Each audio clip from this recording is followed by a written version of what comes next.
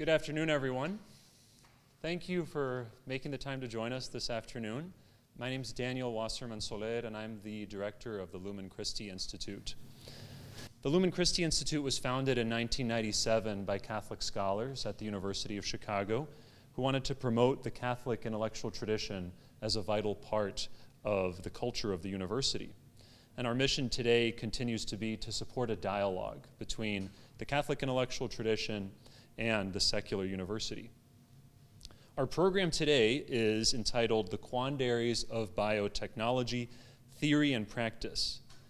And we organized this program because the Catholic intellectual tradition, and more broadly the Christian intellectual tradition, has a great deal to say about biotechnology and about how it affects our vision of what it means to be human.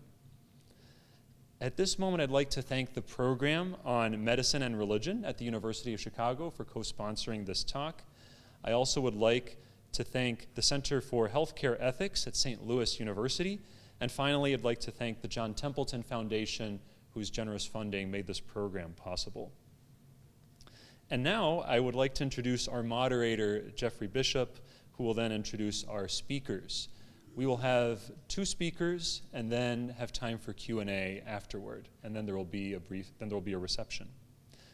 Dr. Jeffrey Bishop has a lot of titles.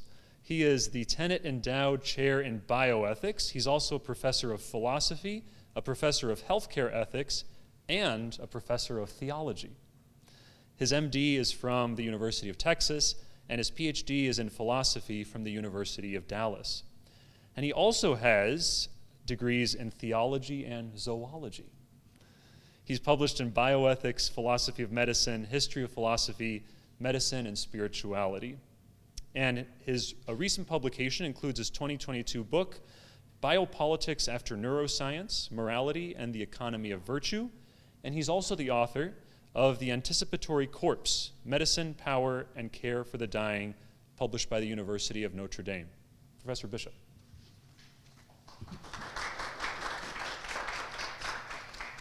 Thanks. It's always fun to be a part of the Lumen Christi Institute, and I like to say that the Catholic and Christian intellectual tradition is what gives birth to the modern university, and so I think it's apropos that we're here together today to kind of explore some of these ideas.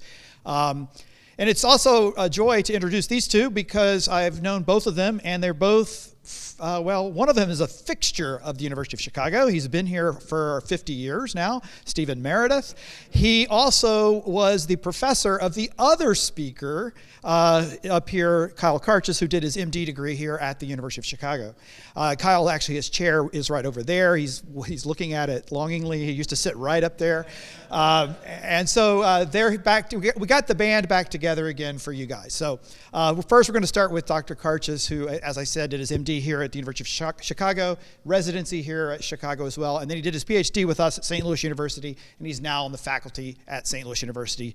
I'll say something about Stephen now. Stephen is how do you sum Stephen up? Stephen is not only a professor of, he's a pathologist, a biochemist, but also an expert in Aquinas and James Joyce and Dante and Dostoevsky, as you'll see from his talk. So he's really a kind of classic University of Chicago guy.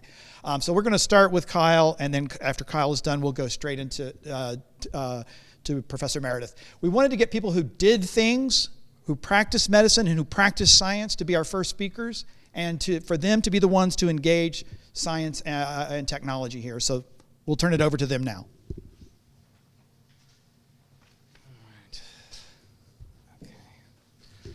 Good afternoon. It's great to be back here at University of Chicago. I don't think I've set foot in this building for 12 years, and so it's fun to come back to this space.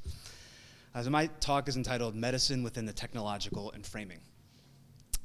The physician-philosopher Edmund Pellegrino maintained throughout his career that there existed a fundamental continuity in Western medicine that linked physicians today to their forebears, as far back as the ancient Greeks and Romans.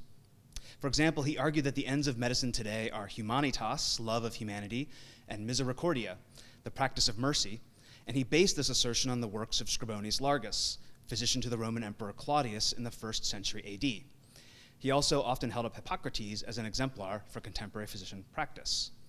Although he recognized historical changes in the practice and context of medicine, He nevertheless thought that the fact of illness, the existence throughout history of maladies that have led humans to seek the assistance of physicians, creates sufficient continuity to allow the practices of ancient medicine to inform our own. A full assessment of this claim lies beyond the scope of this paper.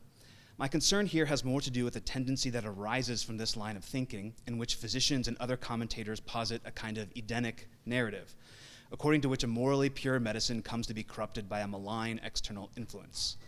Various forces ranging from big pharma to DEI initiatives have played the role of the serpent in these narratives, but a particular genre focuses on technology.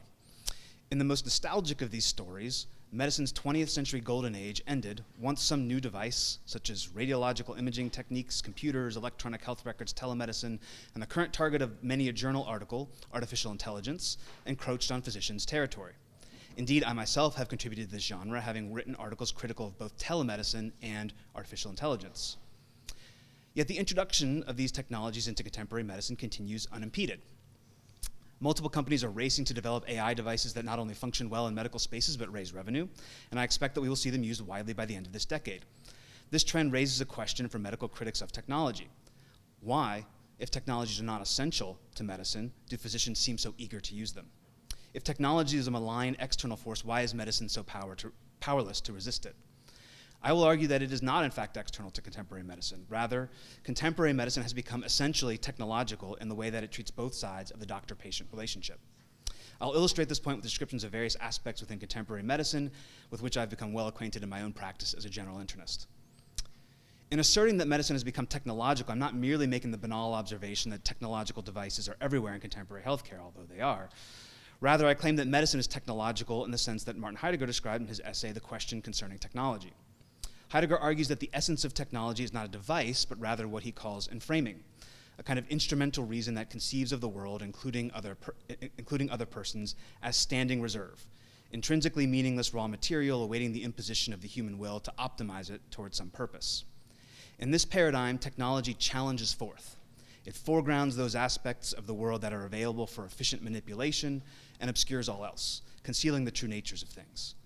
Heidegger considers this technological rationality characteristic of modern life, although it perhaps originated with Francis Bacon, who viewed science not as speculative but practical, a way to force nature to give up her secrets and to use this knowledge for the relief of man's estate.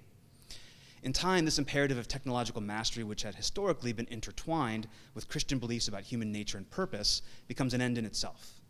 Instrumental reason predominates, producing endless attempts to optimize things in the world for efficiency.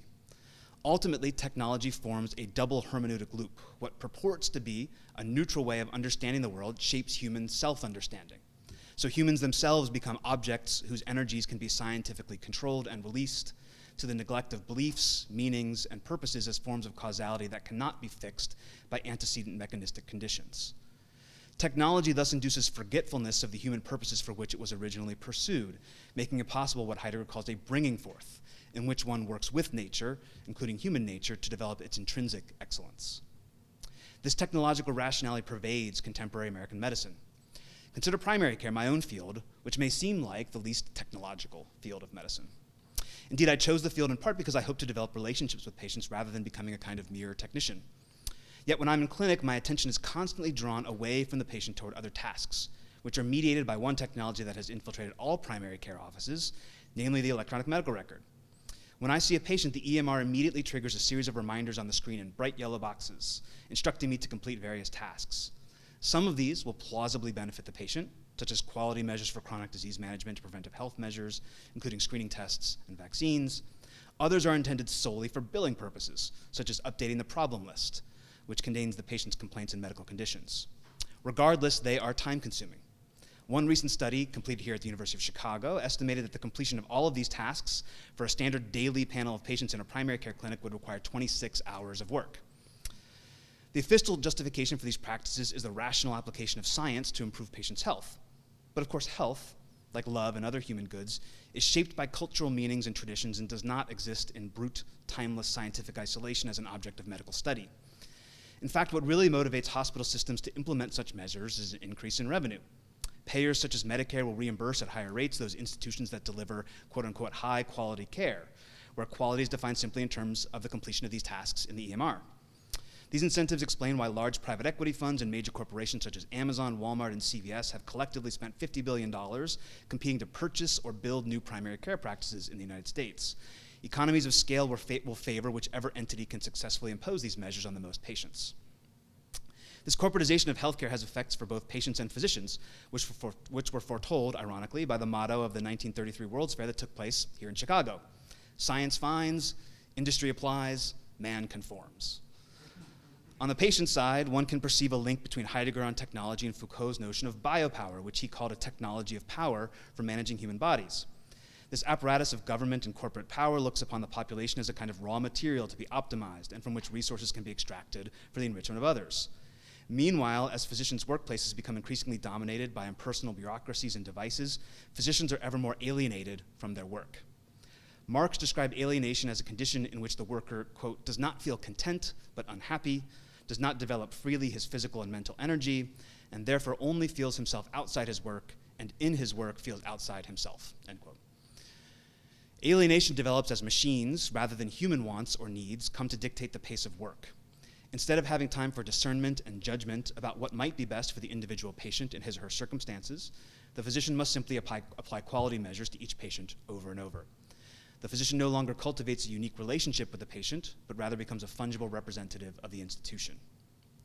Under such conditions, the best physician is not one who has developed the Aristotelian virtue of practical wisdom, but rather the manager, in the sense criticized by Alasdair MacIntyre in After Virtue, an expert in using technical means to control behavior and suppress conflict toward ends determined by his or her superiors.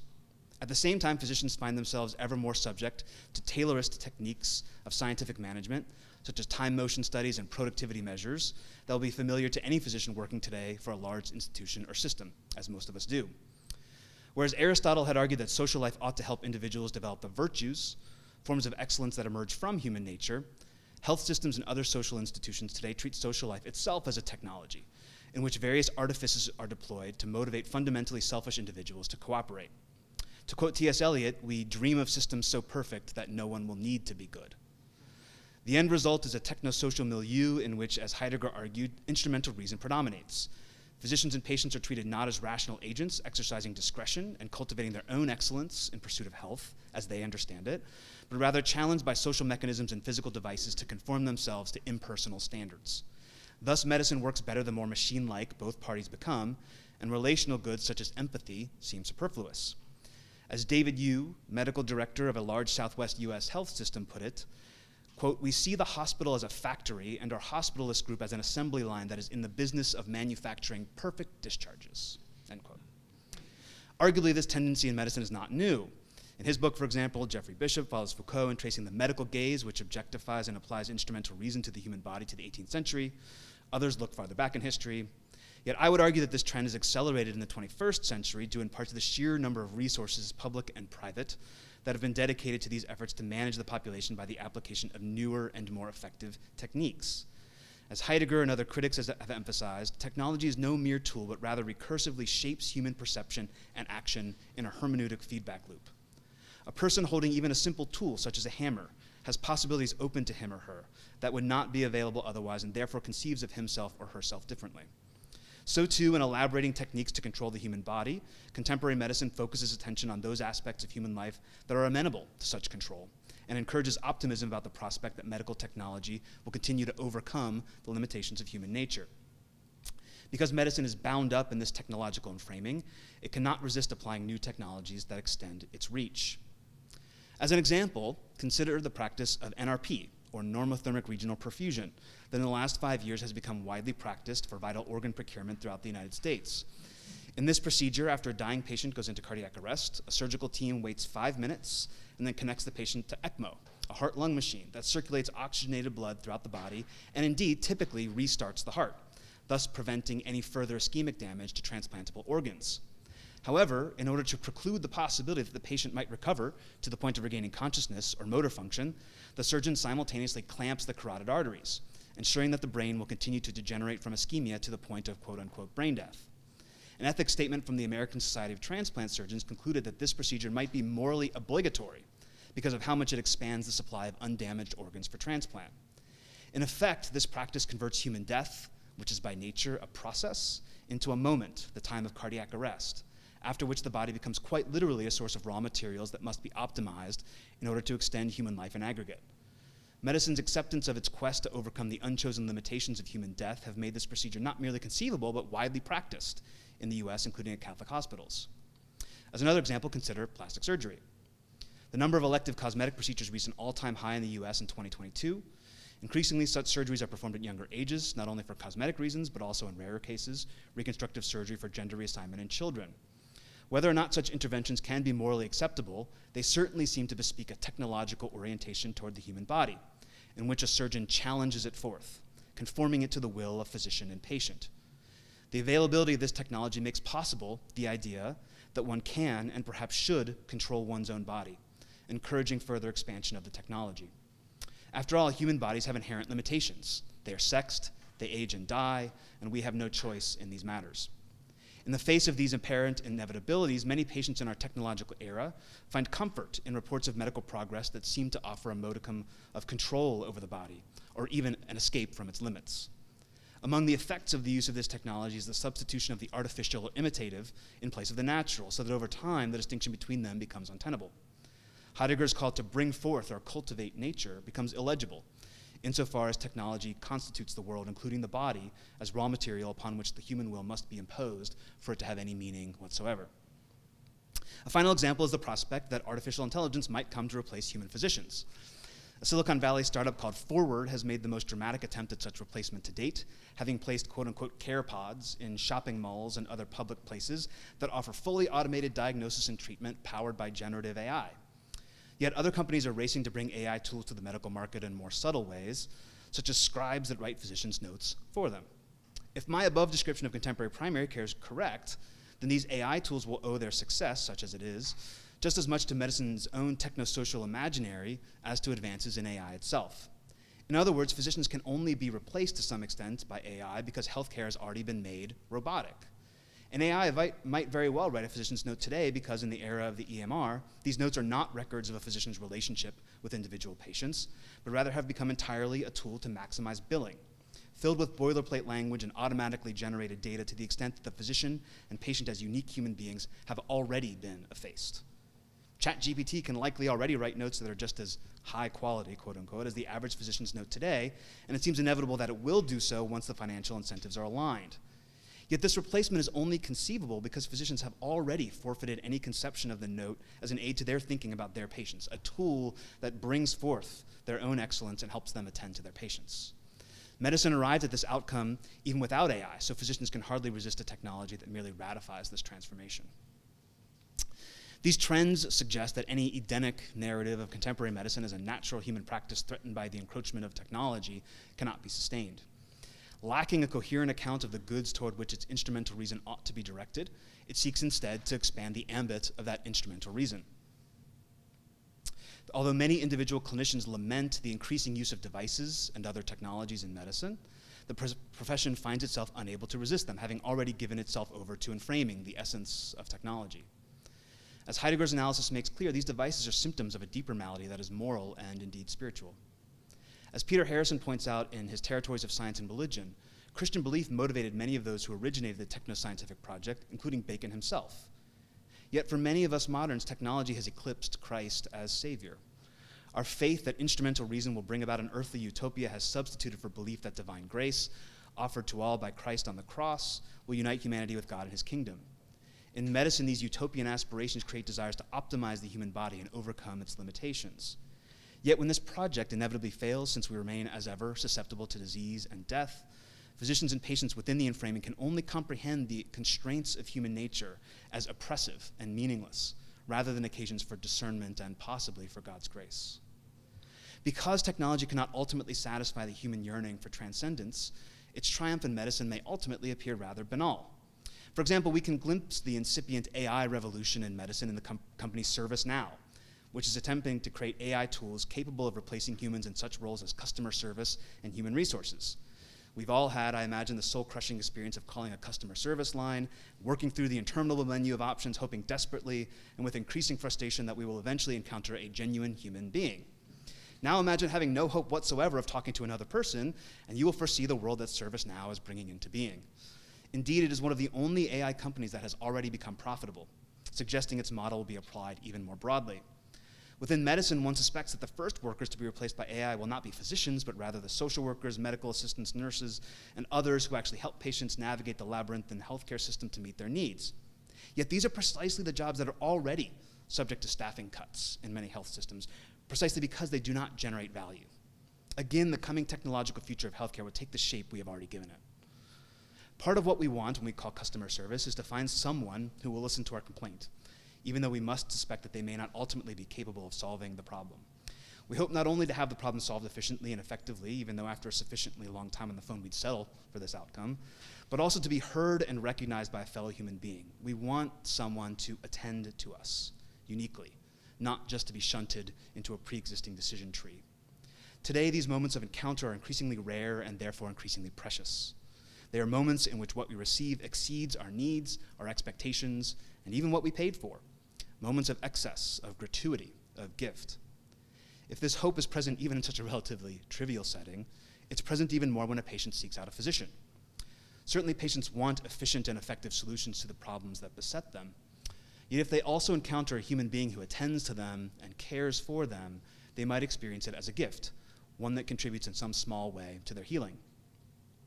In an age of technological distraction, in which devices such as the EMR often threaten to draw our focus away from one another, a decision to give someone else one's full attention feels like a radical act.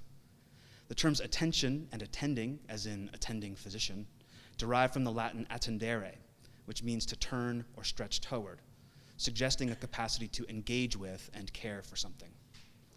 The German-Korean Catholic philosopher Byung-Chul Han contrasts this kind of care with what he calls hyperattention, a rash change of focus between different tasks and sources of information. Although this ability to multitask may seem to be an advanced human capacity, Han points out that it is in fact primitive. Indeed, wild animals must multitask as they constantly and simultaneously search for food, watch for predators and rivals, and guard their young. By contrast, only human beings are capable of contemplation, defined as deep, sustained attention to a concept or object, which requires the ability, now attenuated by contemporary life, to say no to various stimuli. This ability to resist and to pause in a contemplation open to the other, not only other human beings, but also the world at large, is uniquely human and distinguishes humans from their technologies. For Han, this kind of deep attention is necessary for endeavors such as medicine, in which decisions hinge on small details, for things that are inconspicuous or fleeting only reveal themselves to contemplative attention. Han argues that contemplation is necessary for encounter and friendship with the other, as with patients, whose real humanity resists our projects of optimization. We might be surprised to find what is possible when we give this gift of attention to one another. In a 1988 interview, Ivan Illich criticized the replacement in contemporary discourse of the good with the language of values. For Illich, value is a, quote, generalization of economics, whereas when we speak about the good, we show a totally different appreciation of what is before us. The good is convertible with being, convertible with the beautiful, convertible with the true, end quote. When his interlocutor asks if we can recover the language of the good, Illich replies, quote, between the two of us, at this moment, yes. The apprehension of the good can perhaps begin with this kind of personal relationship. In one of his sermons, Augustine describes how an initial affective response to meeting someone who suffers, such as a patient, as indeed this term derives from the Latin word for suffering, can bring about a recognition of our shared likeness and a desire for companionship, which he called the virtue of concordia. For Iris Murdoch, much of the work of ethics takes place in this initial encounter, in the hermeneutical question of what stands out to us as worthy of our attention. It precedes the decision about what to do, which is the part to which most ethicists devote their attention. Whereas Foucault's medical gaze foregrounds those aspects of the patient available for technological manipulation, Murdoch calls instead for a just and loving gaze, which attends to the truth of the human other and prepares us to act in accord with that truth. In this way, as Illich suggests, the questions we must ask in order to know what to do with our many devices. What is the human being? What is good for us? Can begin with a relationship in which two persons attend to one another and open a dialogue about how to seek after the good. Many physicians initially pursued a career in medicine due to some inchoate desire to have this kind of encounter with other persons in a physician-patient relationship. Yet the reality of contemporary medicine that I described above conflicts with this deep desire at the heart of the physician's vocation. In ways both large and small, the healthcare system today seems almost designed to undermine the kind of attention to the human other, capable of bringing forth Augustine's relational virtue of concordia. The book of Genesis speaks of this need for relationship as part of the human good. It is not good for the human person to be alone. We cannot bring forth the goodness of human nature in isolation. Yet this concern with the human good is nearly illegible within a healthcare system focused more on value, the application of the will toward the extraction of resources and the expansion of its control over nature. Much depends on whether contemporary medicine can preserve what Heidegger calls a clearing, a space wherein the patient can encounter a fellow human being with a just and loving gaze and perhaps experience healing as an opening toward God. I want to end with a personal story that I experienced as just such a clearing. My first daughter was born in a hospital that, like many in the US, was founded and operated for many years by an order of religious sisters. The room in labor and delivery to which my wife and I were assigned looked out over the convent where they had lived. Yet the number of sisters slowly dwindled in the 20th century, as has happened in many religious orders. Today, a nominally Catholic corporation owns the hospital, and there's not one sister among its senior leadership. As a result, during our stay there, the hospital was in the process of demolishing the convent. As I looked out the window, I could see through the early morning fog the ceiling of the apse, the only remaining part of the chapel where the sisters had worshipped. In its place, the hospital has since then constructed, of all things, a parking lot. It is perhaps an apt metaphor. The small group of sisters who conceived of the hospital as a place for the poor to encounter God's mercy for the sick, alongside whom they lived, and ran it on a tight budget supplemented by donations from the pious, has been replaced by a veritable army of laypersons who, after all, need someplace to park. Physicians and nurses, of course, but also a host of administrators, such as business officers, billers, coders, IT professionals, and the like. It's perhaps a testament to the efficiency of the hospital in generating profits that it can support so many staff members, few, if any, of whom have taken a vow of poverty, as the sisters had done. My wife and I certainly experienced modern technological medicine during that admission when she had an unforeseen C-section and my daughter went to the NICU due to her small size. The pediatricians asked us pointedly upon meeting my daughter what we might have done to cause this problem. Arguably a necessary task, but the way they carried it out neglected the effect it might have on us. Happily, both patients recovered well. Yet we also experienced the legacy of the sisters in a moment of grace. Just after the nurse took our daughter away from our postnatal room to the NICU, a chaplain came unexpectedly to offer my wife and me the Eucharist. Even in the midst of our fear and grief, even though modern technological medicine has arguably effaced much of that hospital's original mission, Christ nevertheless came, and we wept in gratitude. Catholics pray in the Mass, "Lord, I am not worthy that you should enter under my roof, but only say the word, and my soul shall be healed." And in that moment, in that place, we were healed. Thank you.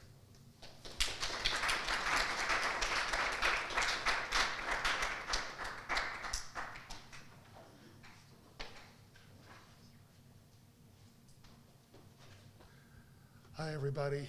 And let me give my thanks as well. I think we didn't plan it, but I think you'll find some common ground between what Kyle just talked about and what I'm going to talk about, which is going to be about, well, you see the title, so I won't, okay, there it is. So anyway, I'm going to start with a prelude that for much of my talk may seem irrelevant, but I assure you it's not. By a show of hands, how many think that the vitamin C on the left here is different from the vitamin C derived from this thing here, which is rose hips? How many think it's different? And how many people think it's the same? Okay, and I saw some of that, that's good. And here's the chemical structure in case anyone is interested in such things. Well, actually, this man asked a question very much like that, except this is Averroes, and he was, or Ibn Rushd. He wrote commentaries on Aristotle, including one on the generation of animals, and he posed this question. He said, suppose one could make a mouse in a laboratory. Now, he didn't say laboratory, he said artificial means. But would that mouse be the same as its sexually generated counterpart? His answer was no. even if the artificial and natural mouse looked exactly alike, acted the same, the artificial mouse would not be genuine because, he said, citing Aristotle, substantial forms cannot change. Thomas Aquinas said much the same when he was commenting on alchemy. Artificial gold could look just like the real thing and pass all the other tests, but the two would be separated by an unbridgeable gulf. Okay, so we get on to Dostoevsky now, and different topic, but come back to the same point. So Dostoevsky had been sent to Siberia for his supposed involvement in radical politics, but when he returned to Russia 12 years later, he had changed, and so had radical politics. His disillusionment with Russian socialism was mainly about his own strong religious convictions, which in turn revolved around the question of human free will. He saw society as moving towards the ant-heap or ant-hill, where people behaved like automatons, carrying out the rationalization of society and the rationalization of happiness. The trope of the ant-heap was embodied for him by a building that appeared in the London Exposition of 1851, the Crystal Palace. While many people lavished praise on the Crystal Palace, to Dostoevsky, it was an abomination of the anthill. His underground man heaps scathing scorn upon the Crystal Palace. Now, in contrast was Nikolai Chernyshevsky, and notably his novel, What Is to Be Done. It became one of the main satirical targets for Dostoevsky's novel, Demons. It also became almost a Bible to generations of Russian radicals, including Lenin. It concerns the rationalization of human happiness, but if you haven't read it, I advise you, don't. It is an irony-free zone. It is a thoroughly ludicrous view of human behavior. But we have to ask, what is so bad about rationalizing human happiness? In one sense, nothing is wrong.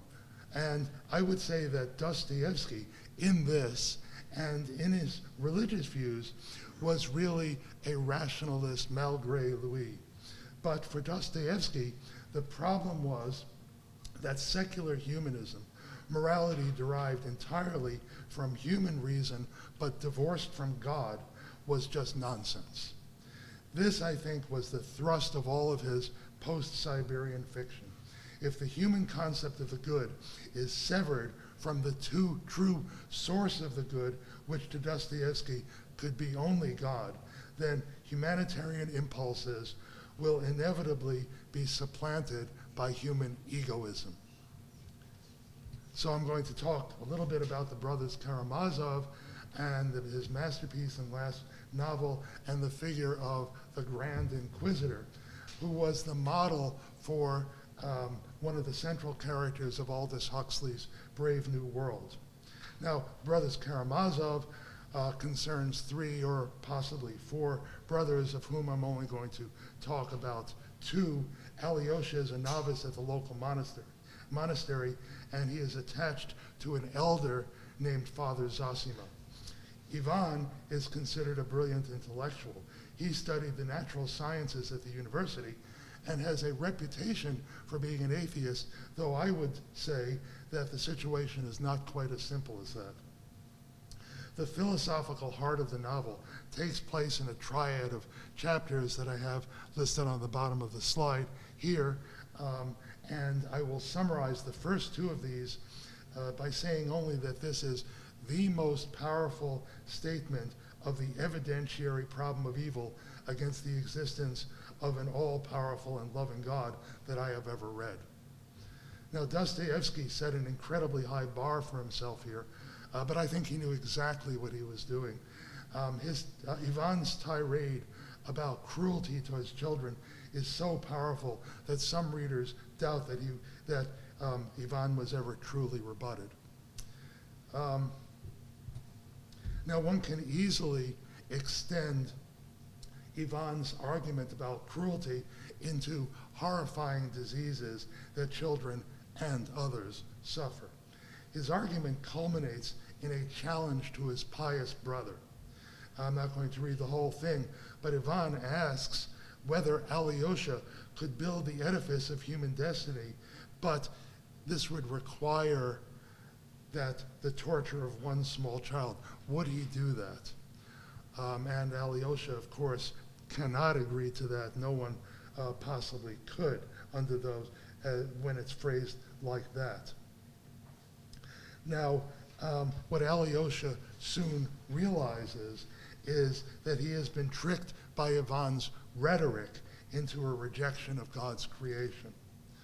But then he remembers something, which of course Ivan has already anticipated, that there, quote, is in the whole world a being who could and would have the right to forgive.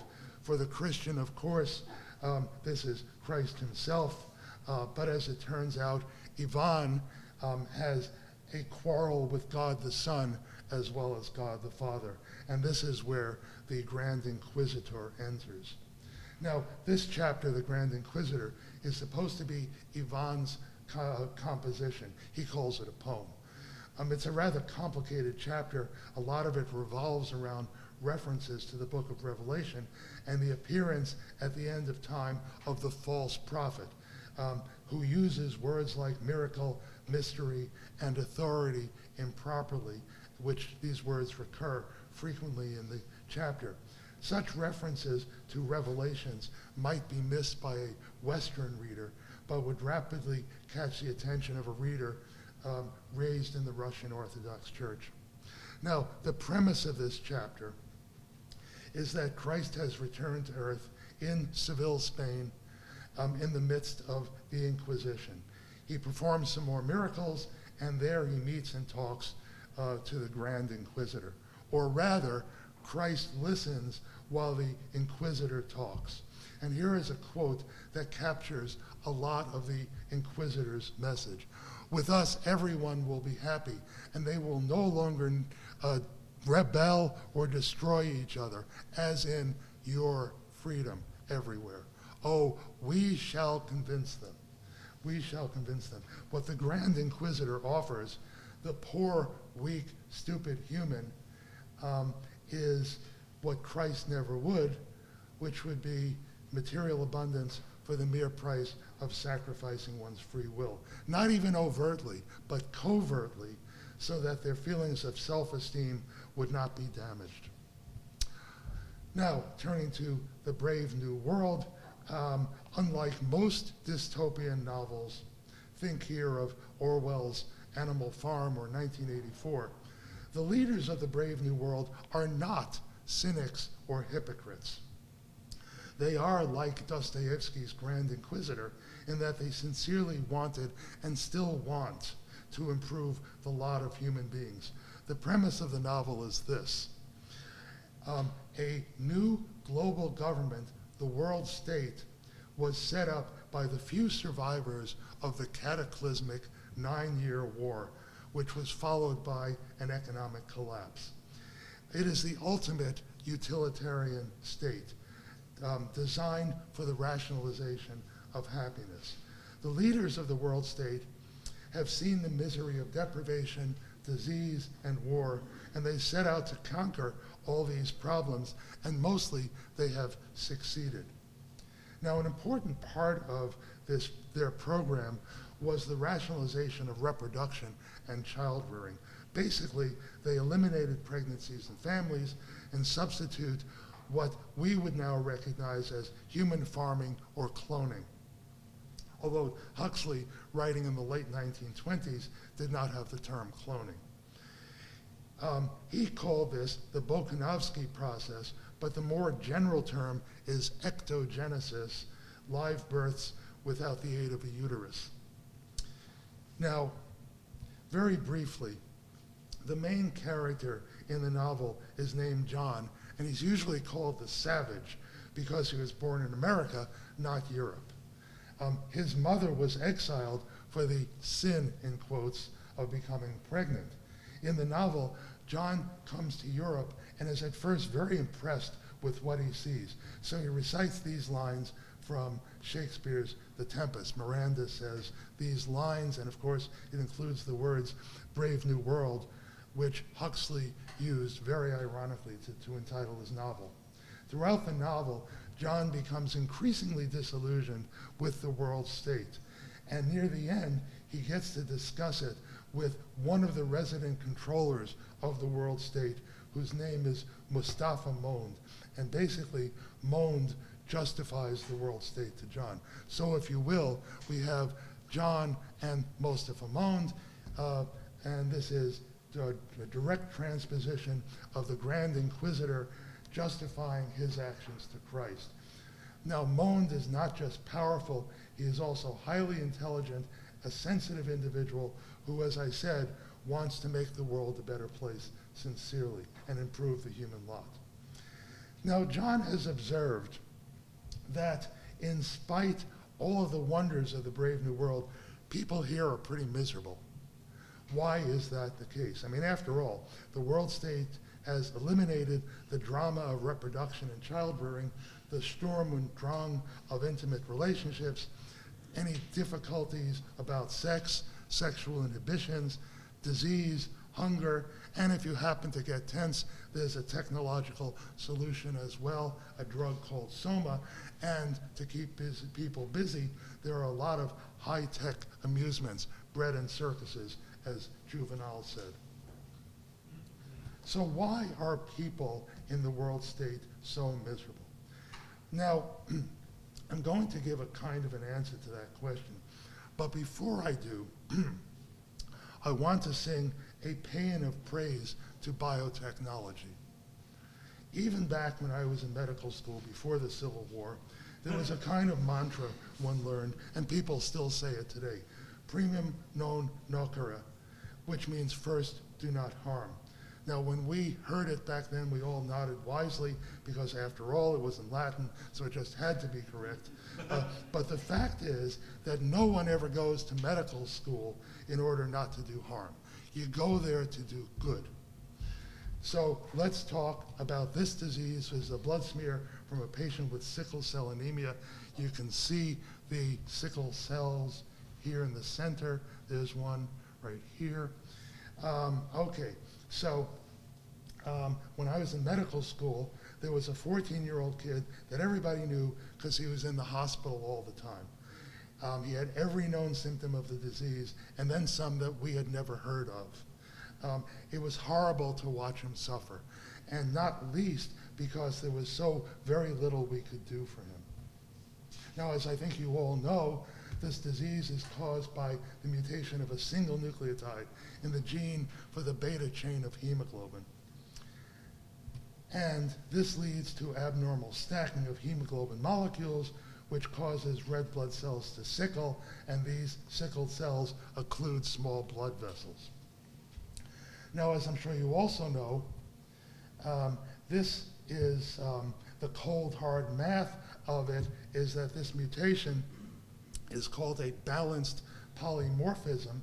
Because of it, more people in the malaria belt of Africa survived malaria than died of sickle cell anemia. Now, that was hardly a consolation to a patient like Sylvester. Now, it always seems so obvious that it should be so very easy to fix this mutation, one lousy nucleotide. Well, obviously, easy is an exaggeration, but I'm bringing this up because, in fact, this prospect is no longer on the horizon, as this slide says. There are now two new approaches. One uses CRISPR-Cas9 genome editing, and the other uses a gene delivery tool called the lentivirus. And these have been approved for use in the US to treat patients with sickle cell anemia and a history of vaso-occlusive events. And this slide shows the header of one article in the New England Journal of Medicine on the second of these two approaches. So let's sing a song of praise for pharma, even big pharma. It saves lives. That does not mean it never needs to be regulated, but we are much better off with it than without it, in my opinion. Okay, now let's turn back to the Brave New World. I mentioned the problem of evil before when I was talking about the brothers Karamazov. Here is a succinct statement of the problem of evil from a 5th century Roman author, Boethius. He said, if God exists, and you can fill that in, obviously, if God exists, where does evil come from? Now, here's something curious, but I think extremely important about the problem of evil. And the full quote from Boethius illustrates this. A lot of people quote some version of the first part, but relatively few quote the second part, which is just as important. Where does the good come from, if not from God? Where does the good come from? Now, to give you an example of people who only quote the first part, this is you might recognize this from the movie The Big Lebowski. The central character is called the Dude, and he is troubled by a gang called the Nihilists. Turns out they're musicians. But anyway, they're always saying, we believe in nothing, Lebowski, except for getting rich, of course. Now, towards the end of the movie, they believe they have been treated unfairly. So the Dude's friend, Walter Sobchak, screams at them, fair, you big crybabies, you're supposed to be nihilists. Now, so now, when we come to Mustapha Mond, the question to ask is, how does he define the good? So to jump to the chase, I analyzed this question by considering the Transcendentals. Mustapha Mond's speech to John the Savage and the Grand Inquisitor's speech to Christ are, at heart, basically attacks on or rejections of the Transcendentals. So here are 6 Transcendentals that were identified by Thomas Aquinas in De Veritate. I'm going to start with the last 3 of these, which I think are a little more intuitive than the top 3. So John the Savage learned to read on the only book that was available to him, which happened to be the complete works of Shakespeare, and that's why he's quoting Shakespeare all the time. The Brave New World bans all high art, and it's easy to understand because, as we know, high art can be subversive to political power. Mond also attracts truth, even scientific truth. Of course, the Western state bans religion, the world state bans religion. The urbane and intelligent Mustapha Mond freely admits that he does not know whether God exists, but he argues that either God does not exist, or if he does, this doesn't matter to our day-to-day lives. But the attack on scientific truth is a little more surprising, since the world state relies on technology, and furthermore, he reveals that he was formerly a scientist himself. And this is just as the Grand Inquisitor was once a sincere believer. And yet, the world state bans science. Now, we need to make a distinction here. The world state relies on technology, but the ban is on science. Science is about knowledge, whereas technology is about doing, about praxis. Truth, even from science, is potentially subversive. As Mond explains, every discovery in pure science is potentially subversive. Even science must sometimes be treated as a possible enemy. Yes, even science. Now, consider these 4 items: basketball, basketball net, volleyball, volleyball net. There are, of course, 2 ways to pair these. You can pair them by morphology, balls versus nets, or by function, basketball terms, items, or volleyball items. Now consider these 4 terms: religion, technology, science, religion, technology, magic. Again, there are 2 ways to pair them. One can pair science and technology, of course, and then religion and magic would go together. But in addition, one can pair science and religion as having to do with knowing and truth, while technology and magic have to do with praxis and power. The world state groups science and religion together as potentially subversive, because they both concern truth. And I think this is also one of the main reasons that Dostoevsky has his Inquisitor ban Christ from Seville. You think about the Gospel of John, chapter 14, verse 16. Continuing on to the good, Huxley's novel focuses its moral questions, mostly on sex, but it's not confined to that. The world state is controlled, but ultimately it is amoral. And as for sex, although this is almost mandatory in some sense, it is also highly regulated and controlled and without any real intimacy. Aliquid means something, but it's really about relationality. When you identify a thing as something, you are positing it as other, so you are positing a relationship between yourself and that thing, or between one thing and another.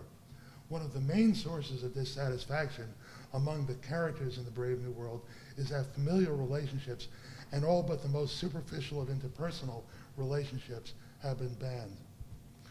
Unum means one. It refers to the fact that we identify things or people as things by noting their individuality or unity as one thing. The world state strictly undermines or tries to undermine any attempt at individuality.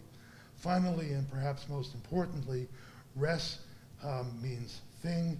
To Thomas Aquinas, our ability to recognize a thing as this thing is due to its form and essence, or as Aristotle said, its formal cause. In denying, or at least downplaying, the creativity of God, God's giving existence to our world, Mond is thereby denying this fundamental idea of res. Now, Thomas Aquinas and others distinguished substantial forms and accidental forms, or more simply accidents, which built upon a topic I won't have time to go into, which is Aristotle's hylomorphism. The only point I will make about this is that their concept, Aristotle's and Thomas's, of matter was rather different from our modern meaning from physics. To them, matter meant the potentiality to be joined with form to make a substance. Thus, Aristotle and Thomas distinguish between substantial forms or essences, or as we might say, forms with a capital F, as opposed to accidental forms, or more simply accidents, or as we might say, lowercase f forms. Now, accidents might or might not be present in any instantiation of a form. The problem for us is that what we observe with our senses are accidents, only accidents. We cannot observe essences or forms in themselves. Now, some accidents are usually present in a thing, but not always or necessarily so. Thomas referred to such commonplace accidents as propria. Now, to illustrate this point, my favorite example is always about dogs. Now, dogs generally have 4 legs, as you know, a wagging tail and a wet nose, but this cutie shows that that is not necessarily the case. Now, we can bring this up to date by going down to DNA sequences, but again, what we're still observing is traits, qualities, propria, ones that are usually, but not always or necessarily present. No single nucleotide in the dog genome is 100% absolutely necessary for a dog to be a dog. Now, as a matter of fact, scientists deal exceptionally well with this particular problem every day. They operate by making categories that make it increasingly likely that this particular creature is a dog. Let's say, for example, by sequencing not just one gene, but the entire dog genome. Now, you might call this only, in quotes, an operational definition, but it's really quite useful. Now, Aristotle and Thomas Aquinas distinguished fairly sharply between natural and artificial things. Thus, as Aristotle put it, men propagate men, I think we might prefer the word people, but okay. But bedsteads do not propagate bedsteads. What he meant by this is that natural substances have an internal principle of motion or development, while artificial substances have no inherent trends towards change.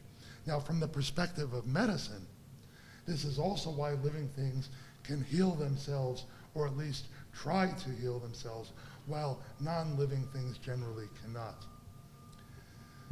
The question of whether substantial forms can change became very problematic in early modern science.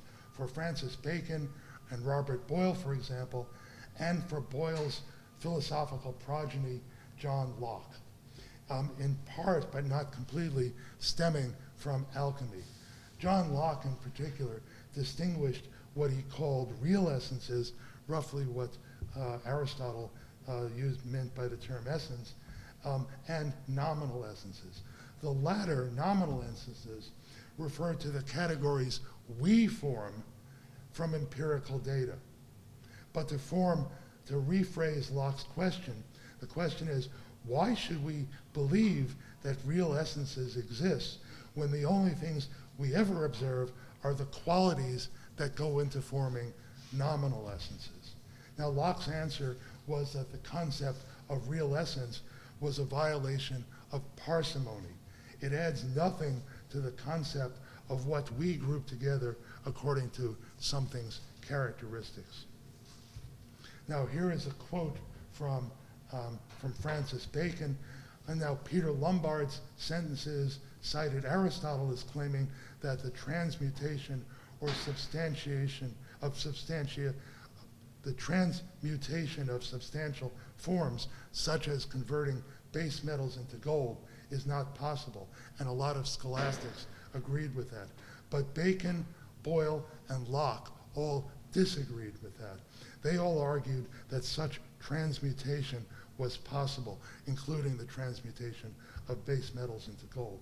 Here, for example, is a quote from the Novum Organum of Francis Bacon, and he talks basically to summarize, since there are gradations in qualities such as yellow color, these can be increased or decreased. And so, if you take a base metal and you make it more yellow and heavy and ductile and so forth, you can indeed transmute it into gold. Here's a quote from John Locke, and he says, "We cannot know the real constitution or real essence of gold, but again, we can arrive at a nominal essence." And again, note Locke's emphasis on names, what we call a thing, nominal essences. And finally, here is a quote from Robert Boyle that I'm not going to take the time to read, but basically it says the same thing. Now, what's at stake in these quotes, all these quotes? They have argued, they have used the principle of parsimony to argue that the imperceptible, substantial forms do not exist, or if they do exist, they don't matter. Now, I'm going to disagree. I would argue instead that what we know is that we don't know whether real essences or substantial forms really exist. However, since we can't observe substantial forms, even if they did exist, we cannot answer the question of whether they exist from empirical data. In other words, this is not a scientific question. This is a question that lies outside of the purview of science and empirical data.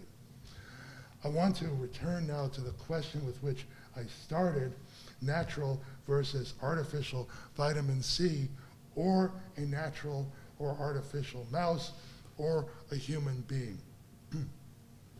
The question that underlay alchemy was the transmutation of species in general, and with that, the possibility of ectogenesis. The possibility of ectogenesis followed from the phenomenon of spontaneous generation, in which all of these authors that I've mentioned, not Huxley, presumably, or Dostoevsky, but Aristotle, Thomas, Bacon, Boyle, and Locke, they all believed in the existence of spontaneous generation. They believed, for example, that a mouse could arise either sexually or from a putrefying carcass like of a bull. Now, I want to break ectogenesis into two broad classes. The first class is derived from the concept of l'homme machine, man-machine, man-machine. I'm not sure how to translate it exactly, but it's derived from Descartes, but the term actually comes from the materialist philosopher La Mettrie, who extended Descartes' writings on animals to human beings. Descartes had argued that animals are automatons, but he also argued that in contrast to other animals, human beings have souls, which is related to their rationality. Now, La Mettrie went further than Descartes and denied that human beings have souls. And I want to say one more thing about Descartes. Descartes was essentially mechanistic. He held on to the idea of a soul, but was essentially mechanistic. He declared in his Principia Philosophiae that there are no fundamental differences between artificial and natural bodies other than the size of their component parts. Machines made by human art have large, or one might say, clumsy parts, whereas natural things have tiny, delicate parts. So he looked forward to the day where we could look into our brains and hearts and observe the wheels and levers in the brain, in the heart. When he said levers and wheels, he was being literal. We don't have to be quite so literal. And so this is, I would say, what biologists now mean when they speak of the constituent molecules, the tiny, delicate machines that make up our organs. Now, the second class in my division of types of ectogenesis is the homunculus, which means literally little man. Paracelsus, known most for being both a doctor and an alchemist, gave a lot of recipes for producing a homunculus. The homunculus was almost, though not quite, immaterial. And we can talk about the reasons that Paracelsus might have believed this. But in any case, the best known appearance of the homunculus in literature was in Goethe's Faust, Part 2, Act 2, where Faust's pedantic, famulous technician, basically, Wagner, has been trying to make a homunculus, but he doesn't actually succeed until Mephistopheles comes along. And Goethe subtly makes it clear that his success has more to do with Mephistopheles than Wagner. Now, Wagner's motivation, as Goethe makes clear, is to produce human beings without the beastly act of copulation. Now, Goethe's homunculus is, again, almost a spiritual being, much in line with that of Paracelsus. There are some sinister implications to both kinds of ectogenesis, both l'homme machine and the homunculus. This includes the prospect of farmed human beings and the prospect of either eliminating women from childbirth or at most hollowing women out as mere incubators.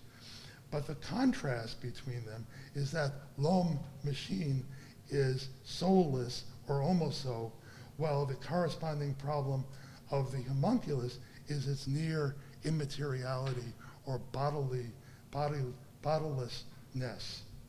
As such, the homunculus has more to do with transhumanist fantasies than some human homologue of Dolly, the cloned sheep.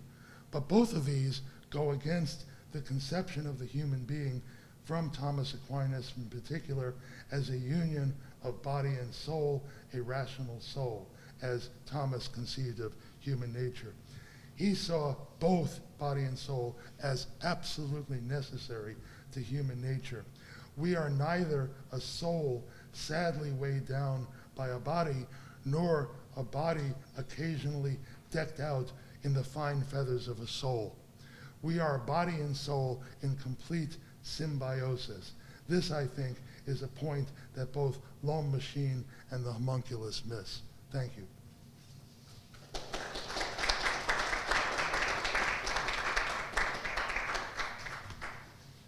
I sort of think about, the line in the Jared Manley Hopkins poem, God's grandeur. I sort of gave this, in some ways my talk was kind of similar to the first couple stanzas, the world is charged with the grandeur of God, but why can't we see it? Because, our own sort of toil has obscured the image. And yet the final stanza begins, and for all this nature is never spent, that, that the world is, can always be, it kind of exceeds our grasp. And so note writing can be just a kind of technological sort of attention to billing and to, coding and things like that. But it can also be an occasion, and I've found this to be the case, it can also be an occasion for contemplation. That insofar as as I'm sort of keeping the patient in mind as I'm writing my note, be an occasion for actual, and I'm sort of forced to put my thoughts on the page. I sort of think back. I mean, if I had a nickel for all the times that I was sort of doing that I thought, oh, aha, I forgot something, and I need to kind of call them back and talk to them. And so it actually refers me back to them, even via telephone or something, but it sort of refers me back to the patient. So it can be two things. It can be more than just the one thing for those who have eyes to see. But I don't think that that's sufficient always. I mean, I do think that, and this is sort of my primary care physicians, because ultimately you have to be there in person. There's a sense, Albert Borgmann, another philosopher of technology, talks about the commanding presence that a person has in the room, and that can be effaced by kind of various technological means. The more distance is put between us, that a video screen is one sort of bit of distance, a phone, there's even less of that presence, with a note, even less. So ultimately, it has to be refreshed by the commanding presence of the person in the room. I think that's necessary ultimately to kind of cultivate that just and loving gaze. But you can still sustain, at least I hope that's the case, even in between the times when you're physically present to one another. So, as someone who doesn't practice medicine, never really did. But I am on the other side of it sometimes, and we better be able to do that, because this, we're not going back to Eden. If it ever existed, I don't think we're ever going back to Eden. This is the way things are going. So we better hope. Yeah, I mean, I'll say one other thing too is that you see, for example, changing the ways. So it used to be that even sort of physicians that today we sort of don't have that at all kind of gaze on the patient, like a radiologist. People talk about, that in the olden days, radiologists used to make rounds on the wards and actually see patients, see what they would sort of have a relationship with other physicians directly. You could ask questions with them, they were sort of present. Nowadays, I don't know a single radiologist at my institution. I don't know what they look like. I mean, I put in an order and something pops up on a screen and there's a name at the bottom. But I know many of my other colleagues. I'm not even really ashamed to say, just sort of a feature of contemporary medicine that they don't exist to me as a person. It's just sort of a name on a screen. And so, it can, but, there's no reason, there's structural reasons why we've sort of moved in that direction. A lot of it has to do with kind of billing and things like that, but there's no reason why we couldn't work toward trying to recover that kind of relationship the kind of collegial relationship among physicians, in which even this sort of like very technical specialty of radiology can still kind of cultivate some kind of gaze toward the patient. And pathology too, is the same thing, right? Yeah. So I fibbed a little bit. I did practice medicine a little bit as a pathologist, and I actually went and saw some patients. I did, but this was, as I said, before the Civil War, so it was different back then. But I just want to say that it's not just structural, and I think, we have to put this in some perspective.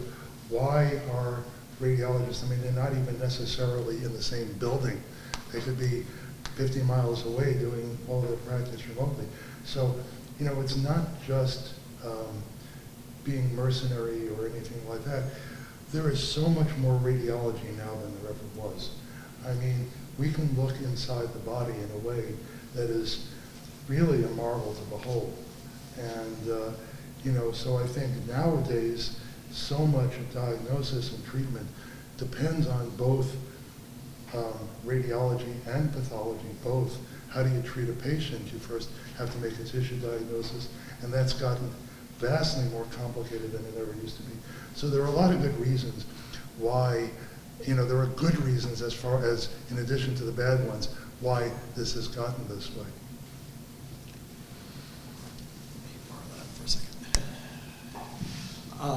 Yes, sir. So, Professor Meredith, he made the point that real essences or substantial forms aren't scientifically recognized and can't be empirically demonstrated or dealt with or observed or anything else, if I understand it. But intelligibility, similarly, can't be empirically demonstrated. Sorry. So if I'm a scientist, the whole game is that the universe and matter is intelligible. So where do I get intelligibility? How do I explain that to myself and my system? Well, I think the accidents, I think one has to assume, and I don't care where you stand philosophically, if you're in a laboratory going like this for 8 hours a day, or whatever people actually do in the laboratory, people have done studies of that. They look at charts. Now they look at CRT screens and watch little blips. But you don't do that unless you think there is some correspondence between what Locke called the nominal essence and a real essence. We can't observe the real essence, but we better believe that there is some relationship between those two. Or we just, you can't do anything after that. So Locke made, I think, a good point in saying that we don't know the real essence. We only know nominal essences. We make these categories, but he was much more skeptical about whether this bears any relationship to reality than I would be. I would say that there has to be, there must be. And this debate really goes back to the medievals. I mean, they questioned the big debate, one of the big debates in the medieval period, whether there were universals. And some people said yes, and some, William of Ockham said that you divided different kinds of universals, but he said some of them we can't prove. They're in God's mind, but they can't ever be in ours. And Thomas Aquinas, I think my line is very much, I try to make it the Thomas's line, that we can see a correspondence. Again, if I may, how does a scientist explain the fact that the universe of matter is intelligible? Well, I don't think you can explain it as a scientist. I think a scientist can explain it because you can step into the lab and you can also step out of the lab. I mean, I can explain it not in scientific terms. I can explain it in religious terms, which I maybe can't prove to someone else. But if you're asking what I believe myself, that's what I believe myself. And I think, it's what I was saying before, that there are some questions that are within the purview of science, and some questions, they're still good questions, but they're not in the purview of science. If it's not about empirical data, it's not in the purview of science. Another way to put it is scientists have philosophical presumptions about the fundamental nature of reality in order to just get their science off the ground. And I think any scientist worth their salt would say, yeah, I believe that my tools are adequate to the reality in some way, and therefore there's a kind of belief in that tool uncovering certain aspects of reality. So I think your point is exactly right. There's something there that the scientist has to believe in. I want to ask a question about, sometimes when I'm lecturing, I will put a very famous painting up called Science and Charity, and it's famous for a reason because it won a honorable mention for the National Painting Prize or Art Prize in Spain in 1897. It was painted by a 16-year-old, and his name was Pablo Picasso. And it's a very important painting because it's got the nursing sister standing over the patient, looking at the patient, engaged with the patient, holding what appears to be the patient's child and a cup of tea for the patient. And then sitting beside the patient is a physician on the pulse, staring at his watch. that illustrates what technology does. It draws attention away from the patient, and it focuses all of his attention on this new technological device that is meant to help the patient, but it's nonetheless distracting. So you had mentioned this, and then I thought, as you were talking about in your talk about attending and attention, I started thinking about how our devices are constantly drawing our attention away from the material world, and in other words, all of it is distraction. What does this do to the medical practice when our habits around technology are to draw all of our attention to technology, and have you seen it in your medical students? Oh, yes. Yeah, so a lot there. So let me start with the painting, which I use in my own teaching as well when I teach medical students. I actually first encountered the painting here at the University of Chicago when Dan Salmasi, who was a faculty member here at the time, presented it and used it to teach us. So one of the interesting things about that painting, so the physician is looking at a pocket watch, which was a new technology at that time. It was invented early. Well, it first can be mass produced toward the late 19th century, so that it became affordable for people. It had existed previously, but it first came to be mass produced in the U.S., for example, after the Civil War. And so it was a time when even a sort of humble country physician could afford a pocket watch. And you see this new technology sort of creeping into the bedside, so that as Jeff described, in the painting, the physician is sitting next to the bed with the body lying, his body's pointed away from the patient. The patient's lying in the bed, and he sort of has his arm over here, taking the pulse. But as he's taking the pulse, he's sort of looking at the watch. So I think as Jeff and Dan had sort of pointed out that, prior to this, we had talked about pulses in a qualitative way. We used Latin terms like pulsus parvis et tardus, for example, to talk about pulses. And tachycardia in that context just meant this heart rate seems fast to me. It's a sort of a judgment that the physician made. Whereas now, when I learned about tachycardia was greater than 100 beats per minute. Why? Because we can quantify it now. Because we have the technology that allows us to quantify the heart rate. And so we really no longer, many people say that medical students today, and I think it's very true, no longer really learn the sort of the art of the physical exam, because why do that? Why do we need that in a world sort of data where we can measure, where we can quantify? Why bother to learn what a sort of kind of pulse feels like? What a pulsus parvis et tardus feels like? And so this is an example of the way in which technology is sort of recursive. The essence of technology for Heidegger is is not the device. It's the kind of a move toward nominalism of seeing that of thinking of things in the world as just sort of amalgamations of qualities that are sort of accidentally related to one another. And if we don't like the way that they are, we can rearrange them according to our will. But as that's the shift that has to take place first for these devices to become thinkable. But then once they're thinkable, they shape the way we see the world. It's just sort of like a hermeneutic feedback loop. So that today, physicians think of what I'm here to do at the bedside is to measure, is to quantify, is to sort of capture the objective aspects of the being of this patient, and so that those become more real than anything else. So that I'm no longer sort of what the patient tells me is that their narrative of their illness is always subject to doubt. I always have to question it. If it contradicts what I measure, I go with what I measure rather than what they tell me. It's sort of, this is a sort of what's cultivated by this technological approach to medicine. And I think you see that in myriad ways in those kind of learners today, not only in the way that the physical exam has become sort of less important. We rely more and more on kind of diagnostic technologies, which, as Steve said, it's wonderful tools, but it sort of leads us to neglect the wholeness of the patient there.